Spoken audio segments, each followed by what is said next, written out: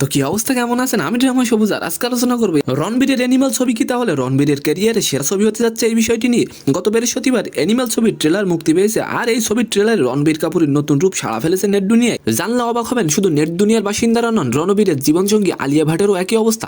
এক পোস্টের মাধ্যমে বলিউড নায়িকা আলিয়া ভাট জানান তিনি নাকি ট্রেলারটি 7,000 বার দেখেছেন। রণবীরকে দেখে তিনি নাকি পুরাই অবাক। অ্যানিমাল ছবিটির গল্পটি মূলত বাবা ছেলের সম্পর্ক নিয়ে। এক শিশু বাবার কারণে কিভাবে পশুর মতো হিংস্র হয়ে ওঠে তা নিয়ে ছবির গল্প বলা হয়েছে। বাবার ভূমিকায় দেখা যাবে অনিল কাপুরকে, আর ছেলের ভূমিকায় দেখা যাবে রণবীর কাপুরকে। ট্রেলারের শুরুতে দেখা যায় ক্ষত বিক্ষত অবস্থায় ছেলে তার বাবাকে বলছে চরিত্রের অদল বদল করতে। বাবা ছেলের মতো আর ছেলে বাবার মতো অভিনয় করবে। ছেলে স্পষ্ট করে দেবে যে ছোটবেলায় নিজের স্বপ্ন দিয়ে ভালোবাসার পরে বাবা ঠিক কেমন ব্যবহার করতেন। বাবার প্রতি ছেলের ভালোবাসা ছেলেকে পাগল করে তুলেছে, আর এই ভালোবাসা থেকেই ছেলে একেবারে অ্যানিমালে পরিণত হয়েছে। বাবা শত্রুদের এক গুলিতে উড়িয়ে দিতে তার হাত কাঁপে না। মূলত সিনেমাটি রণবীর কাপুরের ক্যারিয়ারের সেরা মুভি হতে চলেছে। তো আজকের ভিডিওটি কেমন লাগলো অবশ্যই কমেন্ট বক্সে জানাবেন, আর ভিডিওটি যদি ভালো লাগে অবশ্যই একটি লাইক দিয়ে আমাদের চ্যানেলটিকে সাবস্ক্রাইব করে দিবেন। ধন্যবাদ।